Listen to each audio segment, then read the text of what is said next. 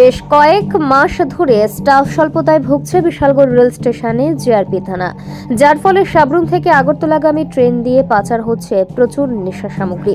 রাজ্যের মুখ্যমন্ত্রী নেশার বিরুদ্ধে কঠোর পদক্ষেপ গ্রহণ করলেও একাংশ দপ্তর ফাঁকা নেই কর্মী। সাংবাদিকদের মুখোমুখি হয়ে মঙ্গলবার দুপুরে বিশালগড় রেল স্টেশনের জিআরপি থানার এসআই সুবোধ দেববর্মা স্টাফ স্বল্পতার ঘটনাটি জানান। সহ মাত্র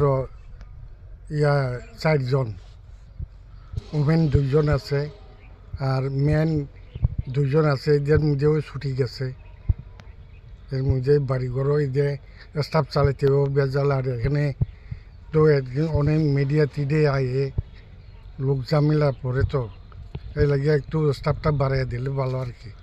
কোন জিআরপি থানা এটা? এটা এলো বিশালগড় জিআরপি থানা। আজকে দেখলাম যখন রেল মানে সাবরুমগামী রেলটা আগরতলা যেতেছে, আপনাদের কোনো পুলিশ কর্মী, জিআরপি কোনো পুলিশ কর্মী নিরাপত্তা দিতে পারতেছে না।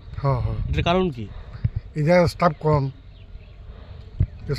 দেখি আর কি। আমি সকাল 7টার সময় গেছে, ওখানে আয়া ঢুকছে।